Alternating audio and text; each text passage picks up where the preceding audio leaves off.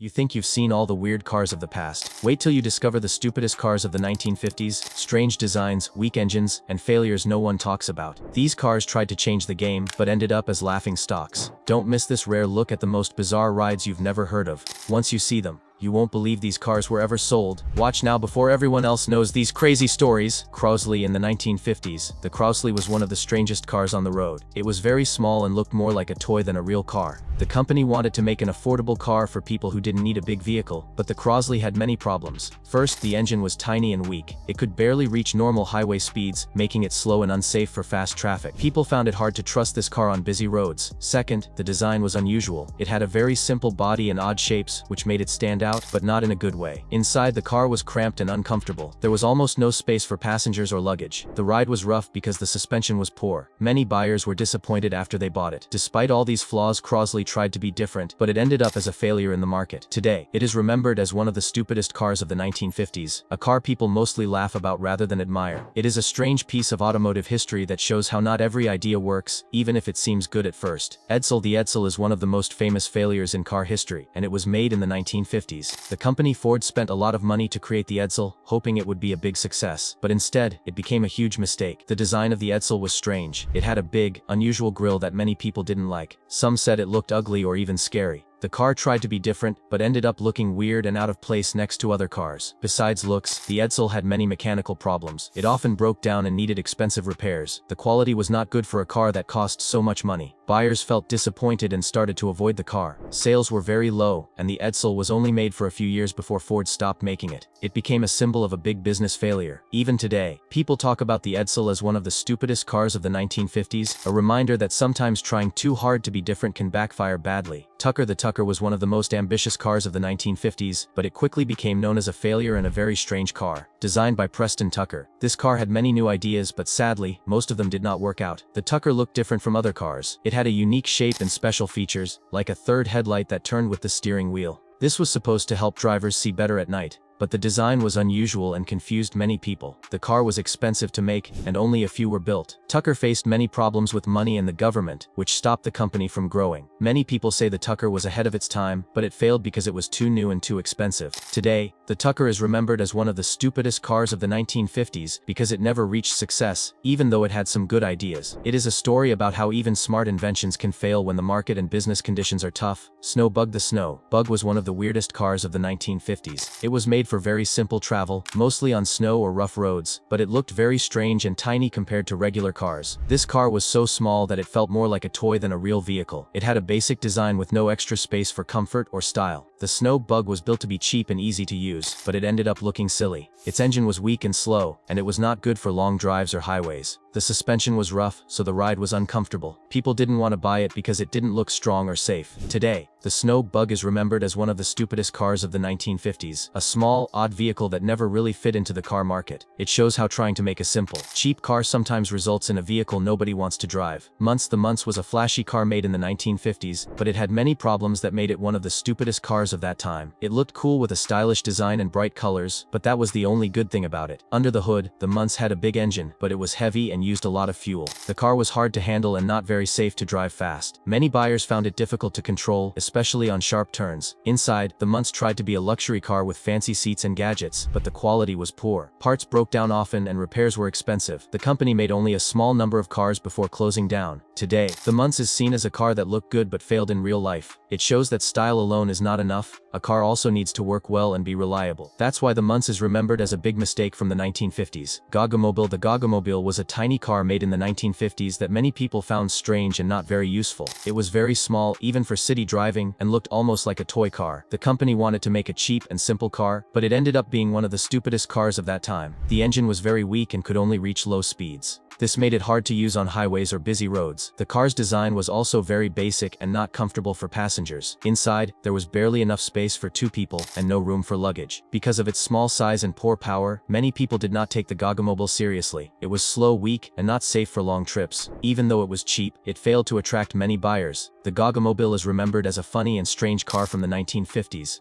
a car that tried to be simple but ended up looking silly and useless. Messor Schmidt. The Messor Schmidt was one of the strangest cars of the 1950s. It wasn't really a car like others, it looked more like a small airplane or a motorcycle with a roof. This tiny vehicle was made after World War II, when car companies were trying new ideas to make cheap transportation. The Messor Schmidt had only 3 wheels and a very narrow body. It could fit just 2 people, sitting one behind the other like a motorcycle. The car's small engine made it slow and weak, so it was only good for short city trips. Because of its odd shape and tiny size, the Messor Schmidt didn't feel safe or comfortable. It had no doors like normal cars. People had to climb in and out carefully. Many drivers found it hard to control on rough roads. Today, the Messor Schmidt is remembered as one of the stupidest cars of the 1950s because it was unusual, uncomfortable, and not practical. But it also shows how people tried strange ideas in tough times to create cheap transportation. The Bond was a tiny and unusual car made in the 1950s. It was very small and had only 3 wheels, which made it different from normal cars. The company wanted to build a cheap and simple car for people who didn't need much space or power. Because of its size, the Bond was not very comfortable. It could fit only 2 people, and there was almost no space for luggage. The engine was small and weak, so the car was slow and could not go fast on highways. The design was simple but looked odd to many people. It didn't feel safe because 3-wheeled cars are not as stable as 4-wheeled ones. Many buyers did not like the idea of a car that might tip over easily. Today, the Bond is remembered as one of the stupidest cars of the 1950s, a car that tried to be cheap and different, but failed to win people's trust. It is a strange part of car history that shows not all ideas work well on the road. Thanks for watching. If you enjoyed this look at the stupidest cars of the 1950s, hit that subscribe button for more surprising and crazy stories from automotive history.